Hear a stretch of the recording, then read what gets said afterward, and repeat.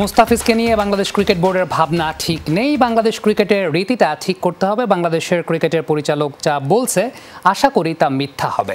IPL থেকে মুস্তাফিজের শেখার কিছু নেই। জালাল ইউনুসের এমন মন্তব্যের সমালোচনায় এবার ভারতের জনপ্রিয় ধারাভাষ্যকার ও ক্রিকেট বিশ্লেষক হর্ষা ভোগলে। 101% কপার কন্ডাক্টিভিটি ও ফ্লেম রিটার্ডেন্ট পিভিসি দিয়ে তৈরি বিজলি কেবলস, নিরাপদ আজীবন। মুস্তাফিজের লার্নিং প্রসেস ওভার, বরঞ্চ মুস্তাফিজের থেকে শিখতে পারে ওখানে আইপিএল অনেক প্লেয়াররা। এতে বাংলাদেশের কোনো বেনিফিট হবে না। The director of operations has been quoted as saying, and I hope it's wrong, that there is nothing left for Fizz to learn. The IPL must learn from him.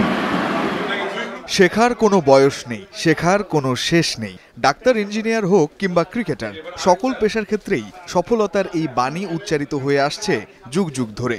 তবে ব্যতিক্রম যেন কেবল বাংলাদেশ ক্রিকেট বোর্ডের বেলায়। মুস্তাফিজের থেকে শিখতে পারে ওখানে আইপিএল অনেক প্লেয়াররা।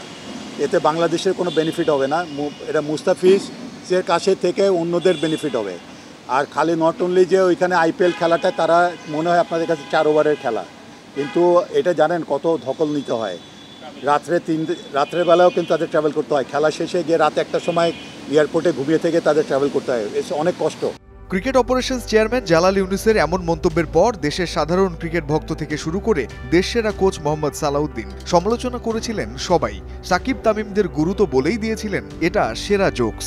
এবার সেই মন্তব্যের সমালোচনা করে বিসিবির রীতিনীতির দিকে আঙুল তুলেছেন প্রখ্যাত ভারতীয় ধারাভাষ্যকার ও ক্রিকেট বিশ্লেষক হর্ষা ভোগলে।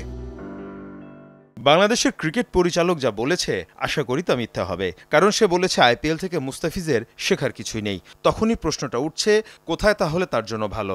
আমি বুঝতে পারছি ব্যাপারটা। আসলে বাংলাদেশের রীতিটা ঠিক করতে হবে। এখানে খেলাটা মুস্তাফিজের জন্য খুবই ভালো, কারণ এখানে সে দারুণ বোলিং করছে।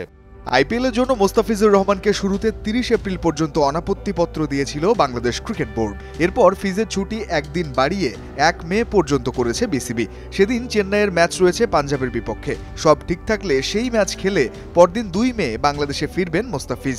ফিজকে নিয়ে এমন সিদ্ধান্তের সমালোচনা করেছেন হর্ষা। মুস্তাফিজ 1 মে আইপিএল ছেড়ে চলে যাবে। বাংলাদেশ ক্রিকেট বোর্ডের পরিচালক বলেছে যে টি-20 বিশ্বকাপের প্রস্তুতির জন্য বাংলাদেশের খেলাটা মুস্তাফিজের জন্য বেশি ভালো। ডোয়াইন ব্রাভো যখন পাথিরানাকে শেখাবে তখন ফিজ খুব বেশি দিন এখানে থাকবে না। ধোনি এবং ফ্লেমিংয়ের সঙ্গটা অন্যরকম একটা ব্যাপার। প্রশ্ন আছে আরও।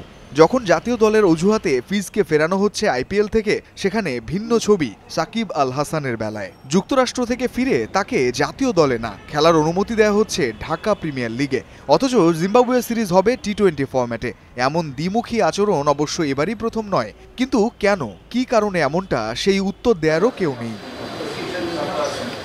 ক্রিকেট অপারেশনস চেয়ারম্যান তো বলেই দিয়েছেন শেখারও শেষ আছে। মুস্তাফিজের মতোই হয়তো কর্তাদের জানারও শেষ, বোঝারও শেষ।